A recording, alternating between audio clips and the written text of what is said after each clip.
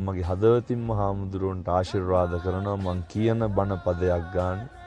හන්තාන වගේ තව තැන් 100ක් මේකේ හැදෙන්න ඕන ලංකාවේ. කෝටි ගාණක් තරුණ තරුණියන්ගේ අනාගතයේ අභියෝග ජය ගන්න පුළුවන් පෞරුෂත්වයකින් හෙබි.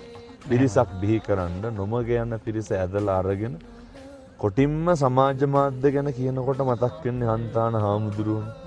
ඒ නිසා සමාජ මාධ්‍ය භාවිතයේ තුලින් අවභාවිතා වෙන්නේ නැතුව කොහොමද ජීවිතය හදාගන්නේ කියන එක උගන්වන්න රාජ්‍යයකට බැරි වුණා ආණ්ඩුවකට බැරි වුණා.